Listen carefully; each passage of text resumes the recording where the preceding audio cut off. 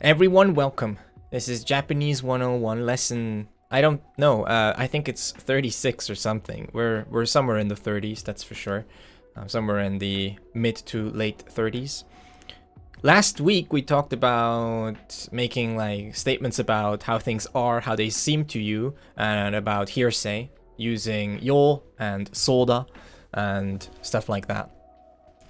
So today I want to continue that a little bit, and I want to talk about the things that 36, there you go. I want to talk about the things that we didn't get to talk about last week, to sort of round off this whole topic a little bit, which would be 1, I want to talk about Mitai, I want to talk about 2, Rashi, and 3, Poi as like an added thing. And then depending on how much time we have, we might cover additional uses of yo, but I can't really guarantee that. Maybe we'll just do that a separate time, because maybe it would feel a little bit too cramped.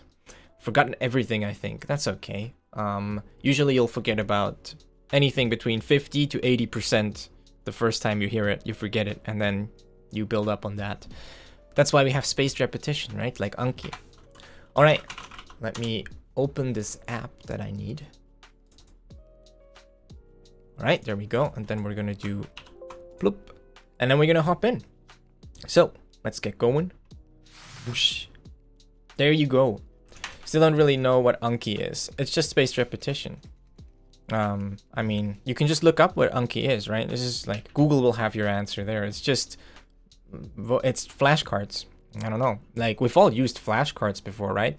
Like, when you were in school, they told you to write flashcards at some point, right? Maybe not. They did for me. I had to make them. I was forced to do it. Google hoarding all the answers. True. Well, A6+1.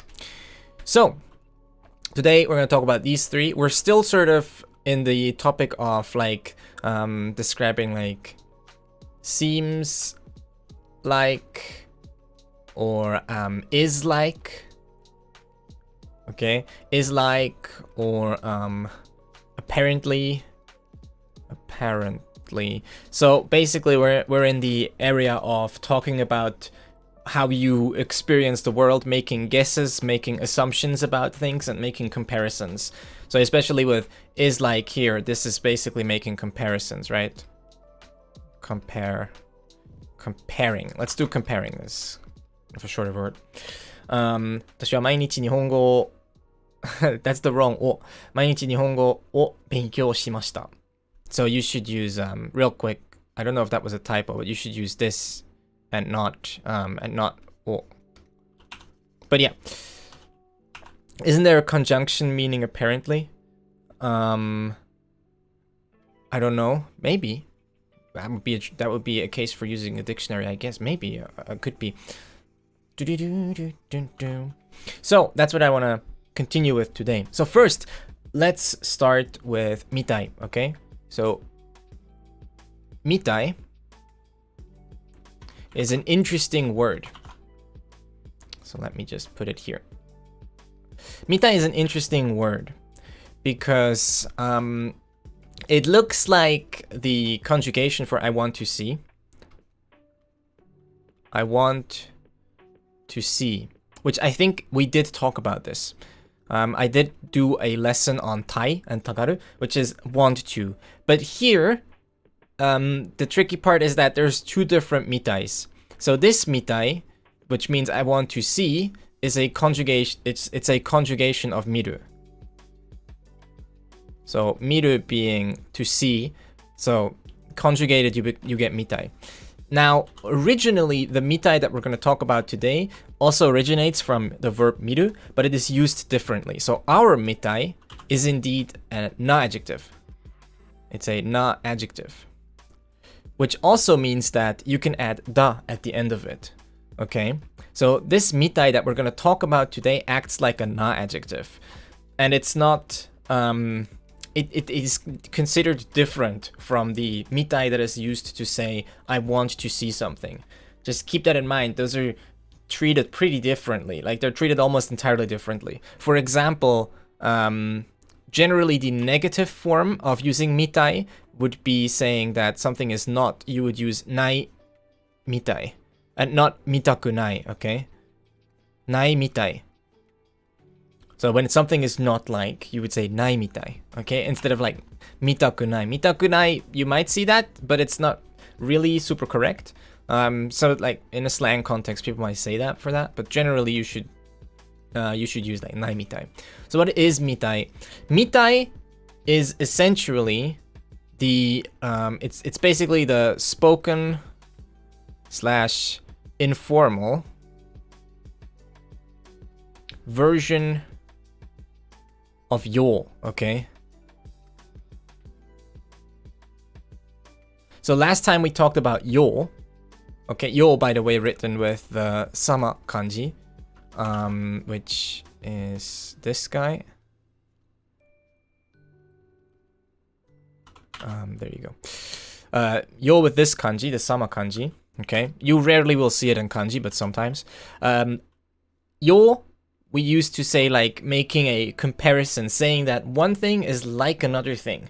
Okay, if you don't remember this, the VOD from last week is still around. You can watch that later, you can watch it tomorrow, whatever. It's the VOD from last Wednesday. I talked in as much detail as possible about yo and how to use it and what it like means. So there you go, right? It's like yo. Now mitai basically working like a spoken or informal version of yo. And it has like slightly more visual connotation. Hey Tenten. So it's slightly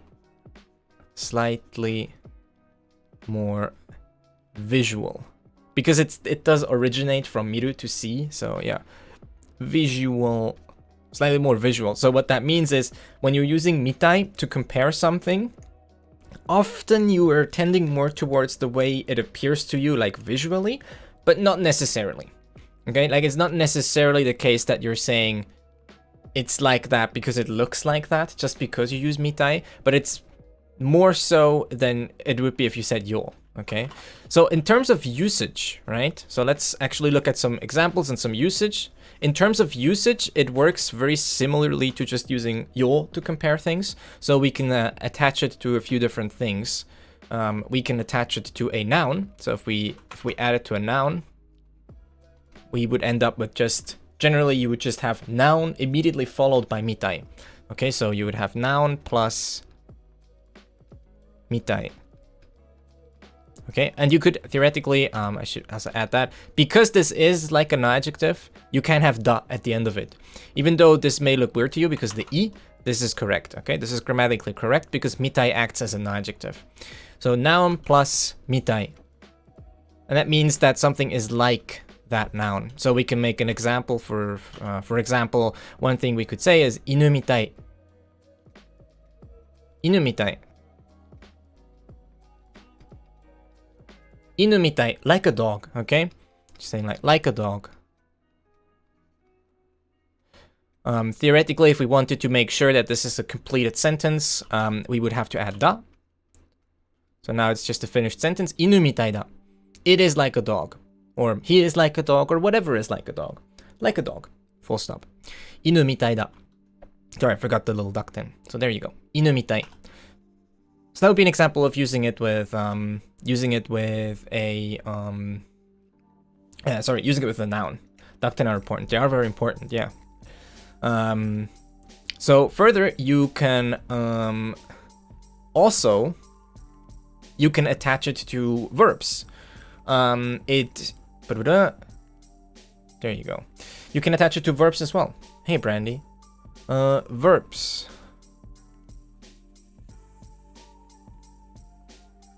Okay, so for verbs, okay. Let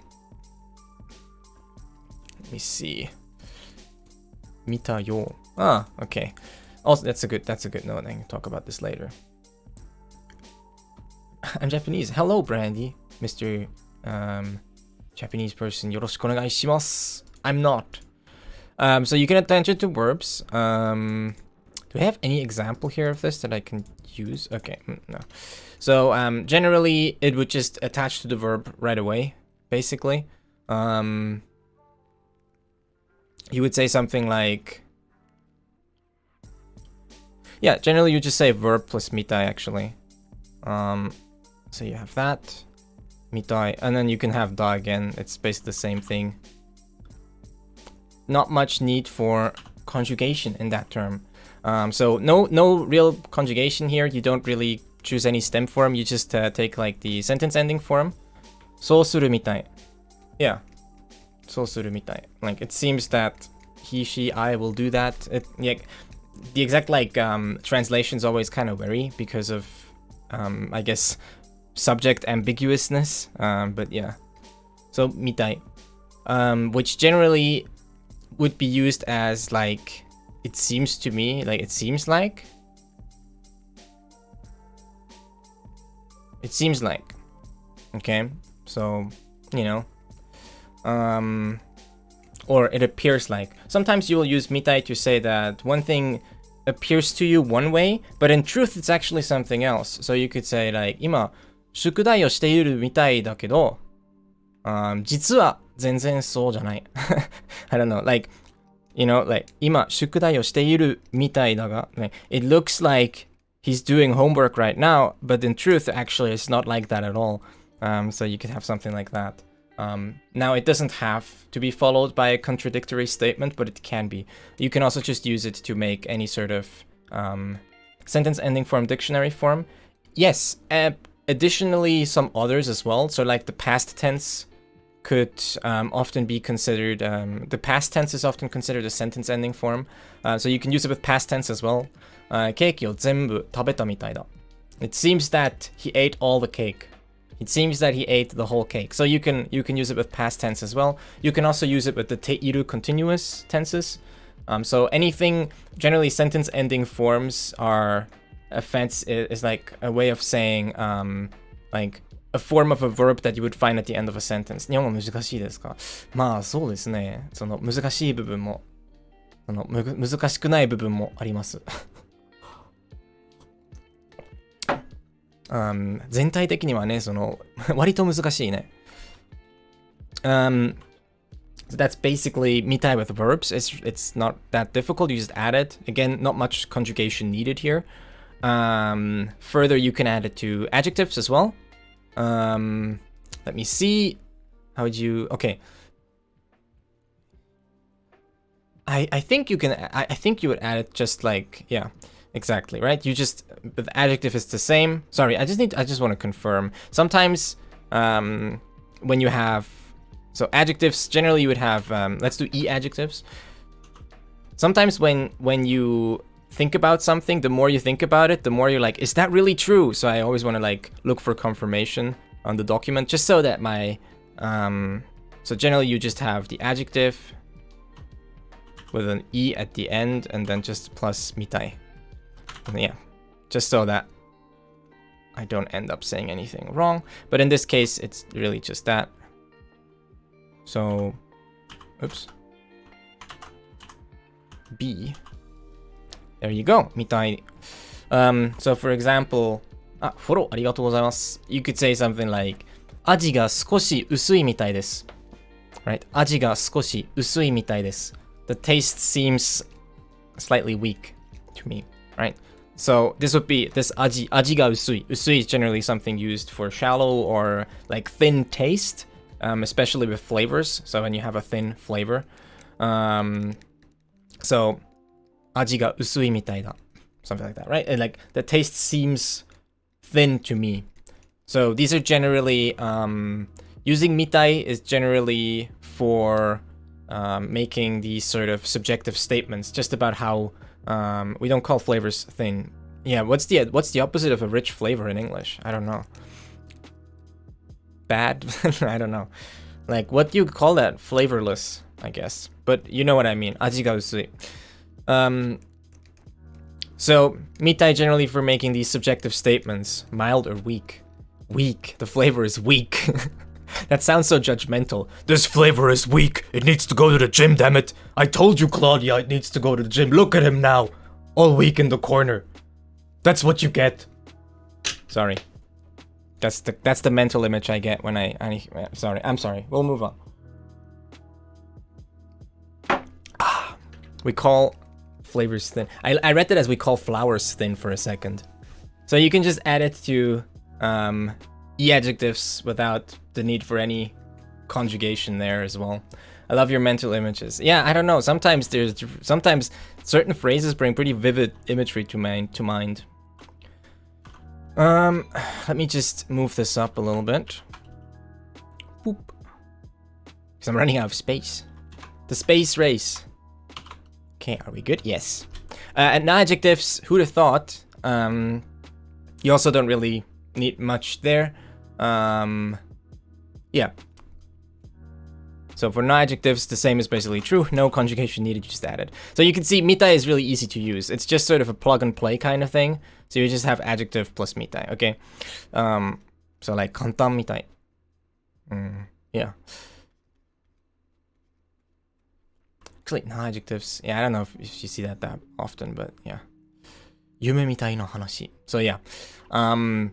The logic for adjectives is basically the same for nouns, usually. So when something works for a noun, it tends to work for adjectives as well. So this works as well. Just that. Alright. I don't think I have a weak tasting chicken. Nihongo wa kantan mitai desu. Yeah. And again, in terms of what this means, it's very similar. Most of these usages are basically the same as when we had yo.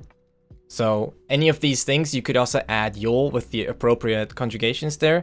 And it would mean mostly the same. It's just mitai tends to be a much more spoken word, and you'll hear a lot in like casual conversation and stuff like that.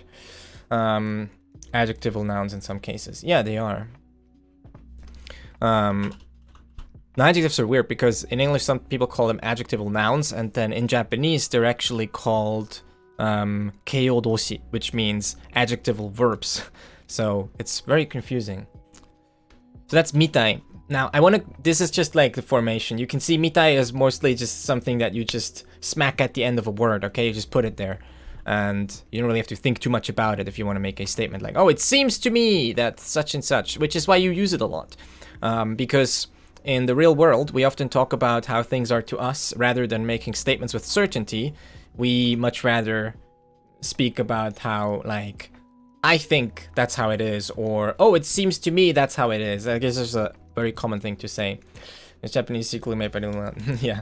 Thanks for the follow, Sannabe-san. Sannabe-san, follow, arigatou gozaimasu. So let's talk a little bit more about mitai used grammatically. So I did mention here, right, that mitai works like an adjective or a keiyo doshi.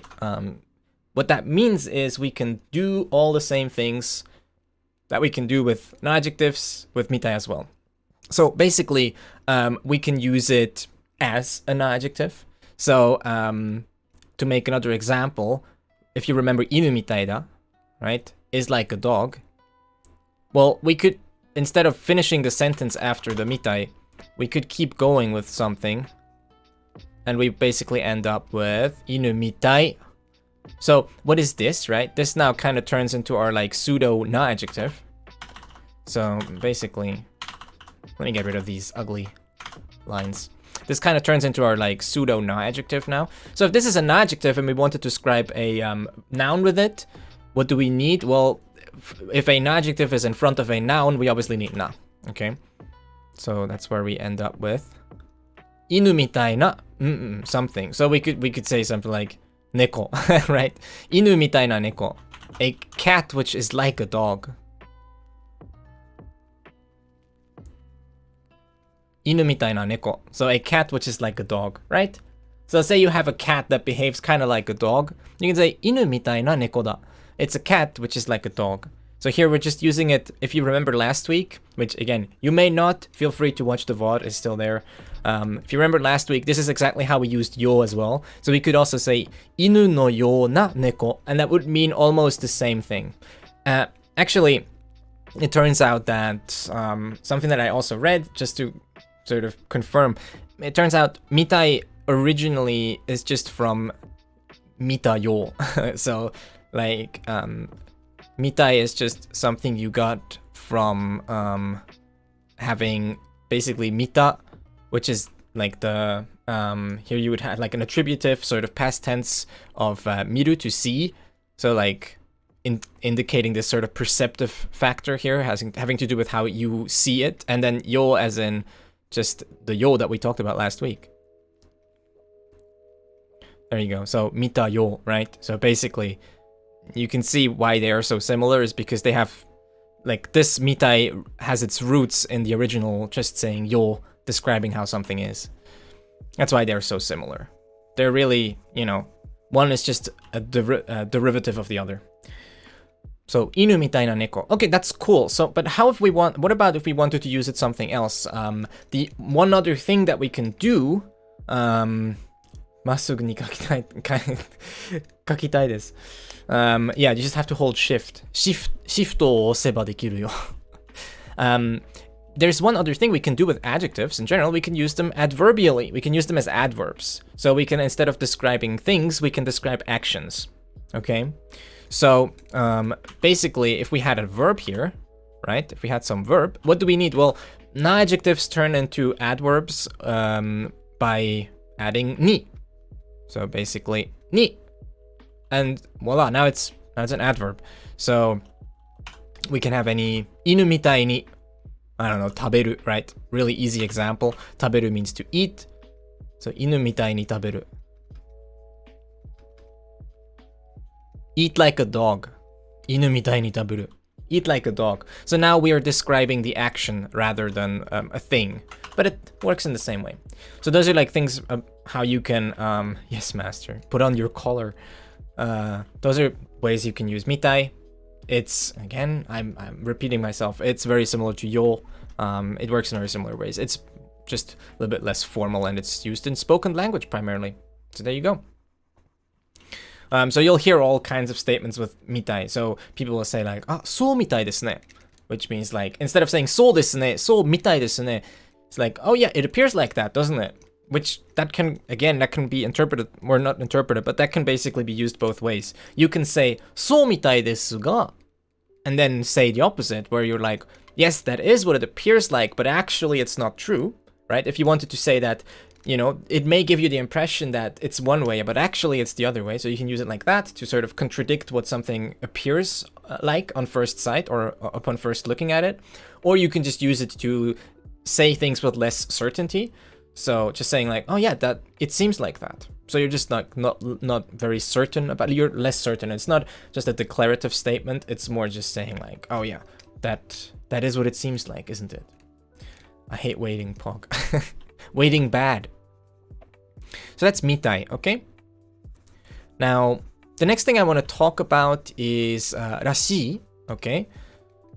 I guess we could, yeah, no, Rashi is... Actually, we're gonna go in like a weird order, not a weird order. It's just weird because I had Rashi as a second. We're gonna talk about poi first because that will be quicker and it fits into the sort of the topic better right now. So we're gonna talk about poi right now. Poi is basically like an adjective subject suffix. Okay, so it works as like an e-adjective suffix. It's considered a keiyoshi, so it's an e-adjective. Hey, Taco. Yes to everything you're saying. Yes. So poi. Poi itself, again, works as... let me just write it down here real quick so that we know what we're talking about. Poi! Basically works as an e-adjective suffix. So e-adjective suffix. And it's also used to describe how things are. You can compare this to the English ish. Sorry, not, there you go. Yeah, ish. So, for example, you're behaving kind of childish. You're behaving kind of doggish or whatever, right? Like, it's a little bit slangy, but you can theoretically attach ish to all kinds of things and people kind of understand what you mean. They'll be like, oh yeah, it's a little bit coldish, isn't it? Right? So, it's very similar to this ish usage in English. When we just want to say that, we just want to use some sort of, I guess, would you call it like a simile in this case? I'm not sure, like some sort of metaphor. Shorisu domo domo. Ah, Yukidaruma-san, o hisashiburi. So that's basically how you would use poi. And again, it acts as an e-adjective suffix, and you can attach it to all kinds of things as well. Generally, you would attach it to nouns, or, well, you can attach it to different things as well. But, right. So, for example, right, if we wanted to attach it to nouns, we just attach it without anything. So you just do noun plus Or actually, like, forget about the plus, right? It's just noun poi. Noun poi. An example of this would be usoppoi, right? Usoppoi seems like a lie. Make a little section here. So, oops. Usoppoi. So, lie-ish seems like a lie. You're saying like, oh, it seems like a lie, you know? Usoppoi. Like, what? Just this is kind of slangy, casual language, but just when you say like, well, that seems like a lie to me, it's like usoppoi no kore. And this whole structure then kind of, in terms of use case, turns into an e-adjective. So you can use this as an e-adjective. Just like you could with mitai, you can like use the whole thing as like an adjective now. Which also means that things like poku and pokunai exist. Fishy, yeah. Because this is an e-adjective, right? You can conjugate it all the same ways that you can conjugate normal e-adjectives. So you can say poku for like an adverbial usage or a conjunctive usage. And you can say pokute for conjunctive as well. And you can say pokunai. Sakanappoi. Yeah, sakanappoi. Fishish. Fishish. Fishish. Fishish is pretty good. For verbs, you generally attach it to the must stem. So you would use must stem plus poi. Okay. Generally, when used with verbs, it shows like tendencies, right? So like 最近, yeah, here's an example. 最近忘れっぽくなった。忘れっぽくなった。Recently, I tend to forget things. Okay, I'll actually make a little text box for this so that we can see the sentence. So it would be something like 最近忘れっぽくなった. So basically saying ダメっぽい. Yeah, ダメっぽい. Seems like it's no good. Ooh, I'm almost out of water.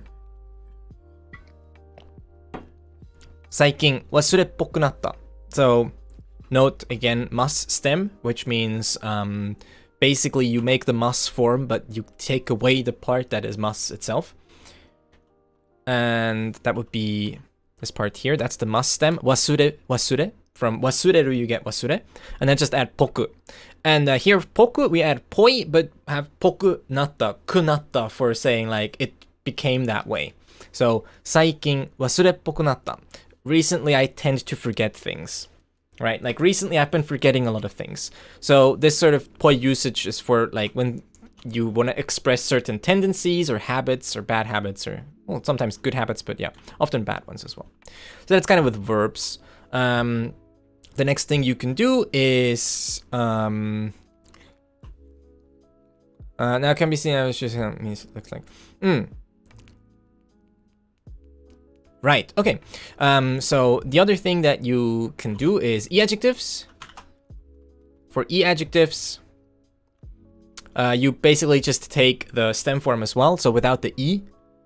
So I'll indicate this as adjective e not, like take away the e and then just add poi.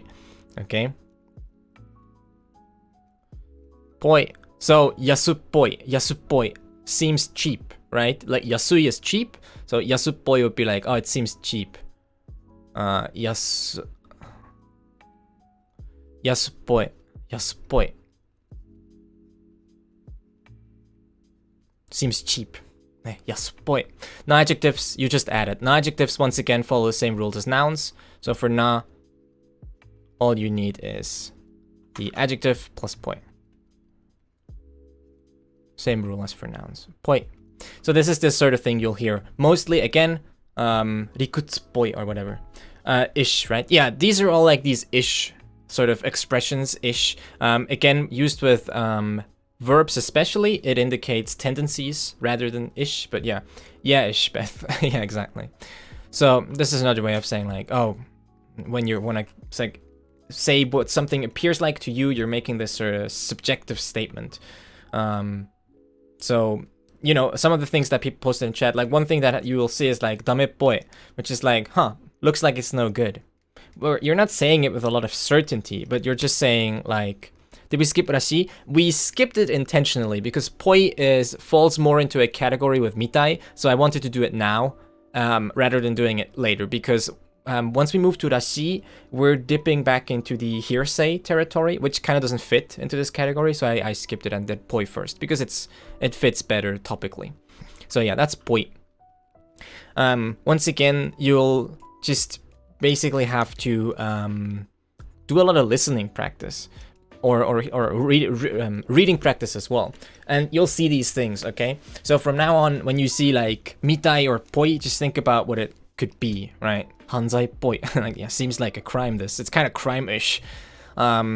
So these are all words that people use to make statements about subjectivity, like how they experience the world, like, you know, how something seems to you. And also, this is a way of taking a little bit of the certainty out of a statement, which is useful, because often we don't really know for sure, and we want to express that somehow. These are words you can use for that. All right, let's talk about the last one, Rashi, okay? Speaking of reading practice, when's the reading practice on your stream? Generally after this. I wanted to do it last week, but not many people joined, so we kind of skipped it last week. But yeah, generally I'll do it after the grammar lesson. I think today might be a shorter lesson. We should probably be done in like 15 minutes or something. So let's talk about Rashi. Let me just go to the appropriate part. There you go. Hype cry. Rashi, okay?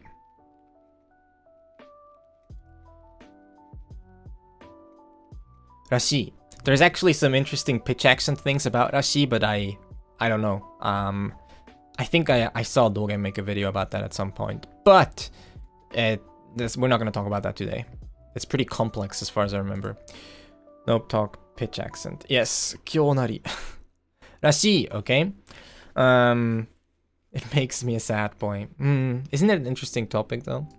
So, Rashi, let's just talk a little bit about like what it expresses.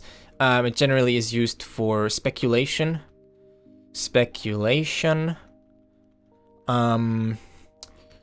Whether it declares some concerning right, soda.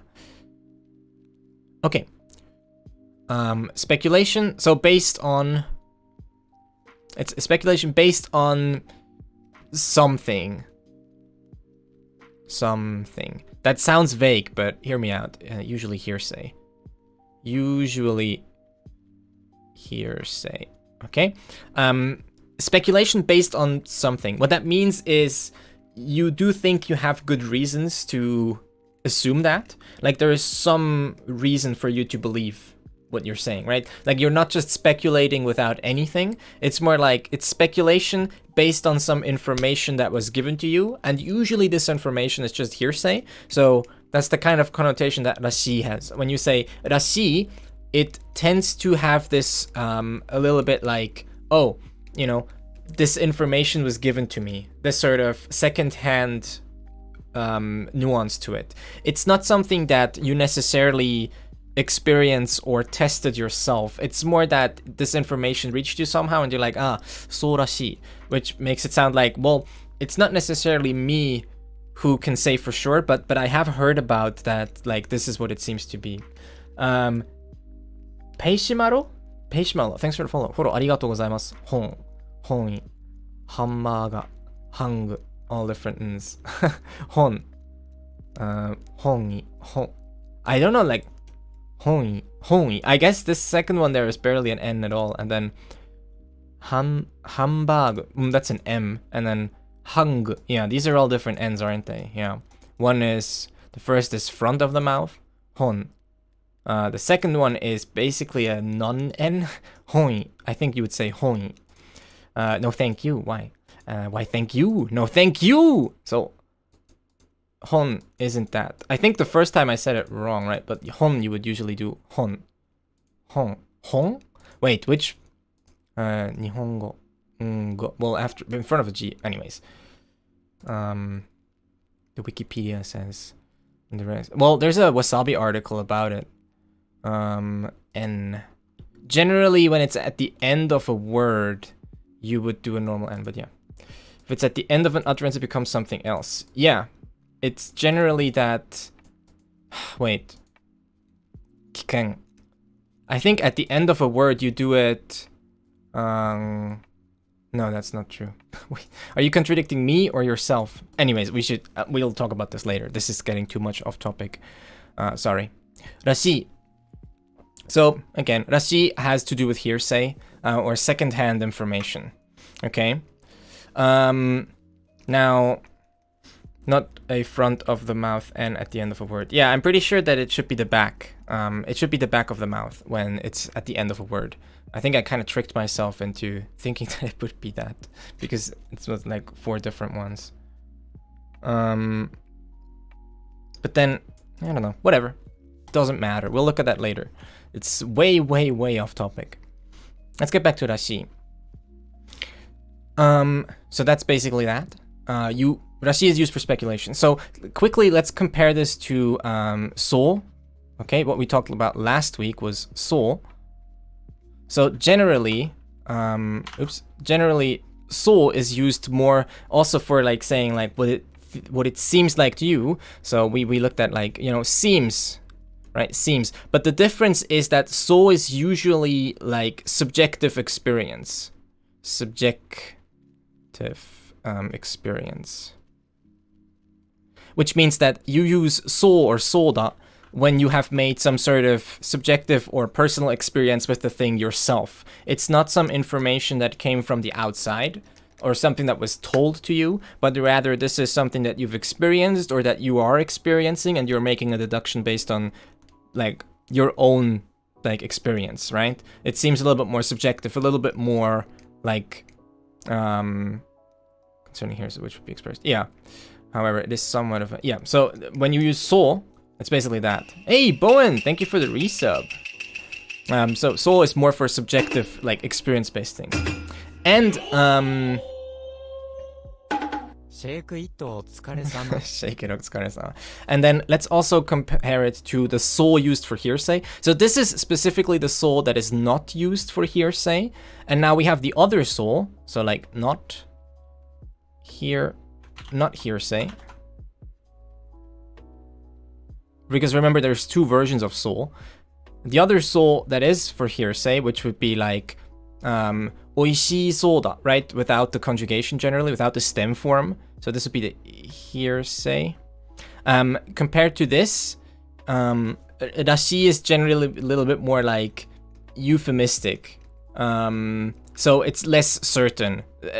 So you would generally say rashi is more like you're saying, well, maybe that's what it is. I heard that could be what it is what I heard. So it seems less certain. When you say da soda or whatever, when you use so for hearsay, it sounds more like you're just repeating information that was given to you. Like you're not really, you're saying a little bit more certain. You're a little bit more declarative about it, basically.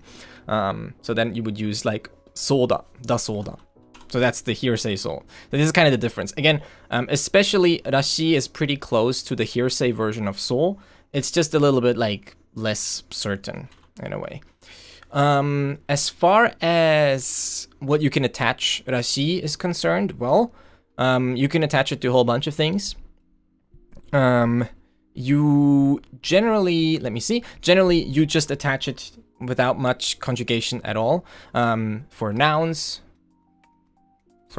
you just do noun rashi, okay? Noun plus rashi, it's not much in terms of conjugation, which is usually works in our favor. That's less work for us. So, you know, to do our age-old example, we can just do Inurashi. Inurashi. So what does that mean, Inurashi? To give you an example, when would you use something like Inurashi? So remember, rashi used for like speculations based on something, some foundation that's usually coming from the outside and isn't really subjective. So you could maybe say Inurashi when, you know, like maybe your neighbor bought a new pet and you have heard like atarashi rashi. Yeah. Maybe your neighbor bought a pet and you have heard from someone else that it's a dog, but you haven't seen the dog yourself. So you're not sure, but you're just saying, oh yeah, I think this other guy mentioned that my neighbor has a dog now. So you'd be like, oh, inurashi da. So you would say like, well, actually, rashi, that would be wrong, but rashi des would be right, because rashi acts as an e adjective. So you could say like inurashi. When someone asks you what is his new pet, you could say like inurashi. Like apparently it's a dog. So in general, actually, this is something that I should maybe add. Rashi often has this sort of apparently kind of nuance, apparently. So in English, we often use apparently when we're just saying like what we've heard. So it's like, well, apparently that's how it is, which doesn't sound super secure. It doesn't sound like you're super certain about it, but it kind of relays this sort of, well, I've been told, or that's what I think kind of thing. Based on, you know, something you've heard. Tabemono rashi. So they're saying like, apparently this is food, I'm not sure. So yeah, that would be an example, right? For verbs, it's super simple as well. You just add it immediately after, so no conjugation needed. Verbs, just, you know, verb plus rashi. No conjugation. So sentence ending forms, anything goes. Tabeta rashi, taberu rashi, tabete iru rashi. All of these are fine. Just any sentence ending form, no need for conjugation. Dictionary forms, all of that stuff. You can add it immediately after. Is it mixed? All right. You can add it. You can add it to adjectives as well. So e adjectives and adjectives. E adjectives, and I'll just do combined, not adjectives, because once again, no conjugation is going to be needed. It's just the adjective plus rashi. Okay, so again, no fancy conjugation needed. So you can say takai rashi or kantan rashi. All of that is fine. It's just no conjugation for rashi generally. Okay. All right. So it makes adjectives. Okay. So okay, there is some more things that we're gonna talk about with rashi. So inurashi could be sort of interpreted in two different ways. So let's talk a little bit more about adding rashi to nouns. So like oishii rashi, yeah, oishii rashi, which is kind of like saying like, apparently this is really delicious. Like you don't really know for sure, but maybe someone told you. So like, well, apparently this is pretty delicious, or something like that. 殺された人は死ぬらしい. Yes, I wouldn't know myself. So let's talk a little bit more about what happens when you add noun rashi, okay? Because there's like a special little connotation that you can go with. Now, inurashi can be used as apparently it is a dog, but you can also use noun rashi to make sort of like adjectives out of it, which basically you can kind of, how do I say this? You can kind of turn noun into an adjective, okay? Turn noun into adjective, and you can show a typicality. Show typicality. Okay, my handwriting is bad, but yeah, typicality. Anyways, so you can kind of say like, あなたらしいね, or like something like 先生らしくない, like unlike a teacher. So if you want to express that, like you might hear this with people all the time. They'll say like some pronoun らしい. So it's something like 君らしくない, 君らしい, 君らしい, like, oh, this is just like you. This is just like you to do this. Or like Tanaka-san rashi. You can actually add it also to after the honorifics as well. Tanaka-san rashi. So like, oh, that's just like something Tanaka-san would do, right? Or rashikunai to indicate this is out of character. Sort of, you know, sort of adverse to show something of, yeah. 死ぬことが人生は終わる. What? 人は死ぬことが人生は終わる. That's a weird sentence. You can't say that like that. It makes it sound really strange. So you can use that to sort of give like typicalities or turn nouns into these sort of adjectives to show that something is typical of a certain thing. Now, what you've probably heard, there's some phrases that use that that you've probably heard. So kodomorashi, for example, is something that is used often. Kodomorashi. This is how you write kodomo. Kodomo-rashi. Childish, right? Rashi. Kodomo-rashi. Childish. Like a child. Would you leave the honorific when you do that? No. You keep the honorific. Tanaka-san rashi. San rashi. So you just do that. Tanaka-san rashi. Tanaka-san rashi. Kodomo-rashi. Like childish, just like a child. And on the other hand, you have otonashi. Or otonarashi. So yeah, otonashi is different, but you have otonarashi, which is, you know, like an adult, adultish, behaving like adult. これテケテケかな TK, thanks for follow. Follow, arigato. So on the other hand, you would have, this is ateji, by the way, but otonarashi, like an adult, acting like an adult, being like an adult. Wait, I mixed it up. I wrote shirashi or something. No, it's just, obviously just rashi. Okay, that would be that otonarashi, kodomo-rashi. So you're expressing some sort of like typicality, or, you know, like some sort of trait that you associate with that thing. All right. Now let's look at once again sort of like more in-depth usage of like, or more like how to say, more complex usage of this. If I unfollow, do get thanked again? Well, you can try. More complex usage would be, because this acts like an e-adjective, right? So we can use it in e-adjective ways, which basically is we can do something like how would we say? What's it like a good example? Yeah, I guess we could just use kodomo-rashi again. So let's talk about kodomo-rashi again, right? So kodomo-rashi, which we said was this. Kodomo. I'll furiganize this just to be sure. Kodomo. Kodomo-rashi. Actually, I guess mo is like this, huh? Kodomo-rashi. So that's the basic form. And again, because this is an e-adjective, we can do all kinds of things with it. We can add a noun to it. Kodomo-rashi, I don't know, hitotachi, right? Childish people. Because remember, this is just like an adjective, so we can just use it as an adjective.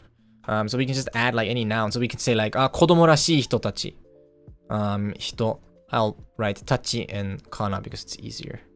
Kodomo-rashi hitotachi. Childish people. Childish people. We can also use it, we can use it as an adverb as well. Remember, for making adverbs out of e-adjectives, you change the i to a ku. So basically, rashiku. Kodomo rashiku furumau, which would be an example, right? So, furumau means to behave oneself. Kodomo rashiku furumau. Behaving childishly. Behaving yourself childishly. That would be an example of using it like adverbially. Right now it's an adverb. We can also use it like conjunctively if we wanted to. So we could say, instead of ku, we could say ku itself can already be conjunctive, but to make it clear, we can do kute. That's something we can do with e-adjectives, is we can use them conjunctively. So kute, kodomo rashikute kawaii. So we just add another e-adjective like we do with kute, right? Kodomo rashikute kawaii. Childish and cute. Kawaii. Kodomo rashiku kawaii. Kodomo rashikute kawaii. Childish and cute. So we just use it like conjunctively here, combining two e-adjectives, so to speak. All right? So there you go. That's that. Now, these are kodomo rashikute, otonashikute, kawaii. Yes, exactly.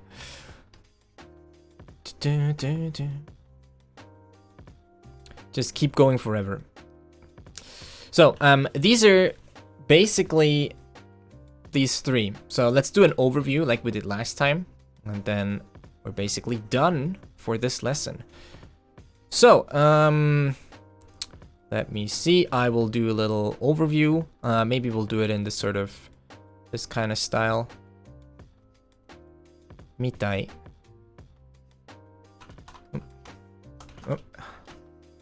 Mitai, poi, because that's the order in which we talked about them. So I'll do it like that. And rashi. All right, cool. Mitai poi rashi. So mitai, right? We said basically informal. I'll use this for informal, I guess, but informal of yo. Informal of yo, making sort of subjective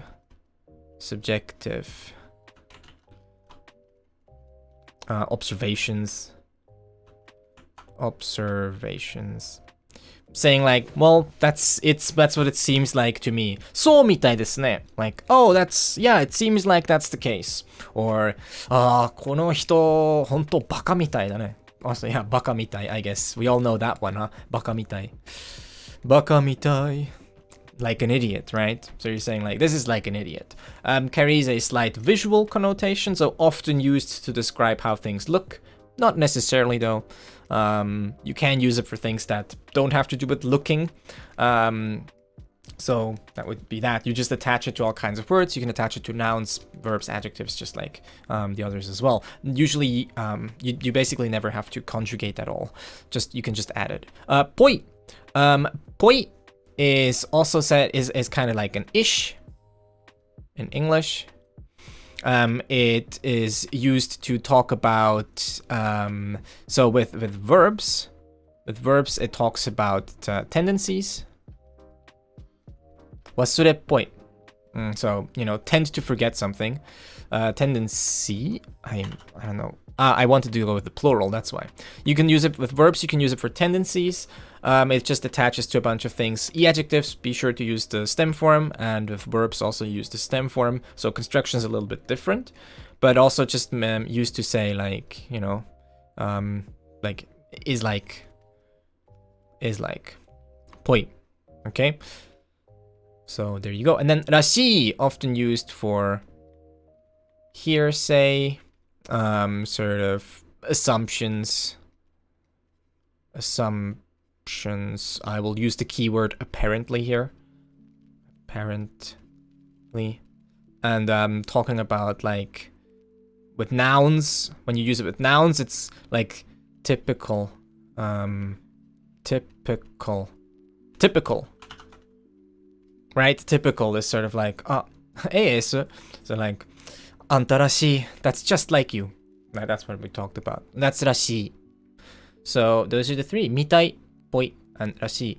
Poi! Do you have any questions about these three specifically? Again, I understand that these things are kind of hard to grasp in their entirety. These things are kind of hard to grasp completely when you first see it.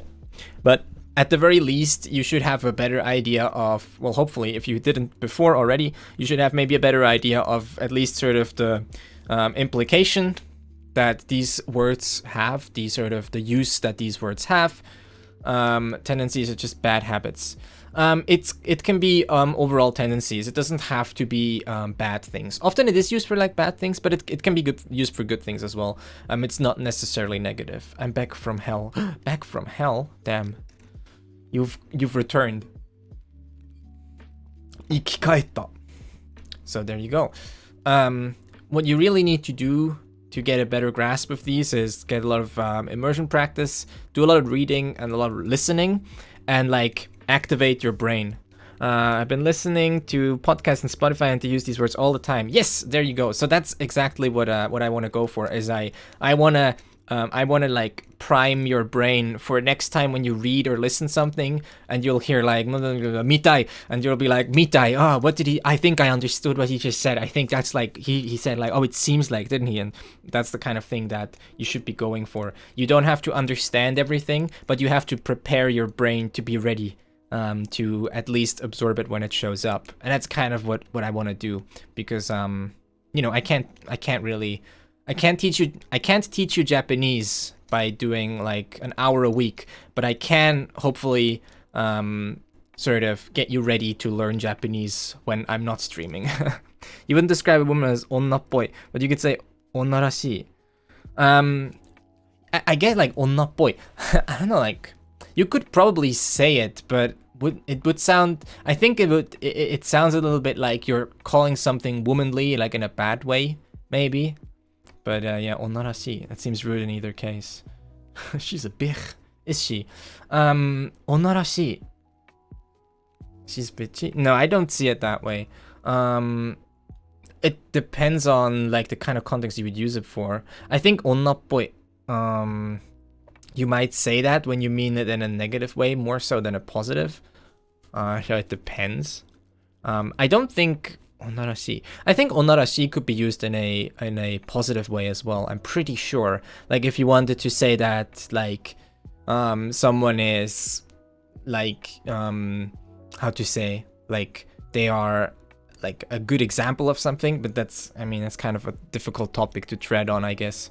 It's a womanly charm. Yeah, I guess with Rashi, I think you could say that as saying like she's like jose is better. Yeah, maybe that's better. I guess it depends on what you're going for. It's always hard to think about these examples because they could show up in so many different contexts where they might make sense or they might not make sense.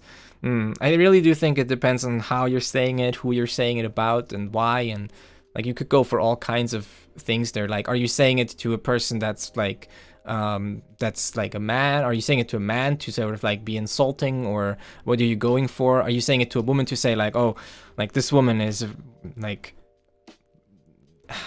I don't know. I can't think of like the words to use. Womanly. I mean, womanly isn't always a bad thing, but in English you can also use womanly as a bad thing and a good thing depending on what you're going for. So yeah, I don't know.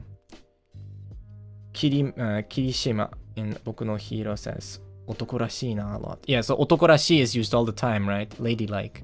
Yeah, ladylike. Otokorashi is used all the time for like manly. And now, this is make of that what you want, but just the same as it is in English. Manly is generally a positive word and womanly is often a negative word. This is not something that's like very nice, I don't think, but it is kind of true. And it's the same in Japanese as well. Just as far as like how we currently still use language, it's probably something we could adjust, thinking about it. But yeah, often calling someone womanly, especially calling men womanly, is often used as an insult still, I think. And the other way around, calling someone manly is almost always something positive. So yeah, and there you go. Ladylike.